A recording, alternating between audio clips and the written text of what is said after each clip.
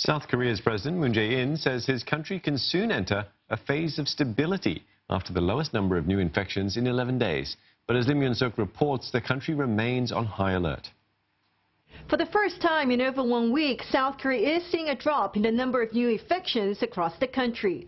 During a government briefing, officials said there were 248 new cases, bringing the total number to 7,382 as of Sunday midnight. Last week, South Korea was averaging more than 500 new cases every day. But officials warned it was premature to say the crisis was over.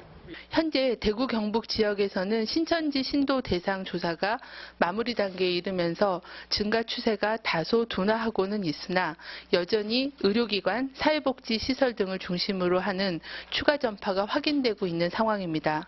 President Moon Jae-in also expressed guarded hope, saying that it was too early to be too optimistic and that it was very important South Korea maintains this trend so that South Korea can enter the phase of stability soon if it continues to reduce the number of new cases.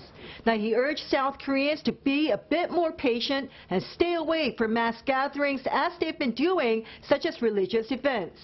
Now, more than 60% of the patients are from the Shincheonji religious group in the city of Daegu.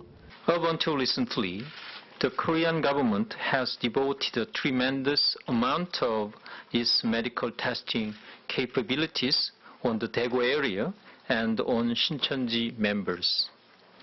As a result, we've managed to identify and isolate most of the people who've been infected with the virus in the Daegu community in a short span of time.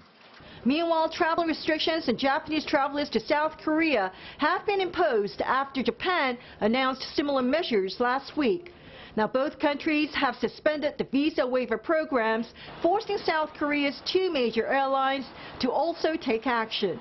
Korean Air, which had been operating 17 flights to Japan, says it will now stop all of them except one between Seoul and Tokyo, while the other airline, Asiana, has halted all of its 11 routes to Japan, the first time ever since it started flying to Japan 30 years ago.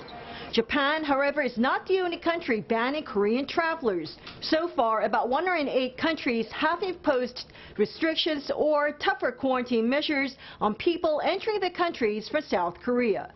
Lim Yun-suk, CNA, Seoul.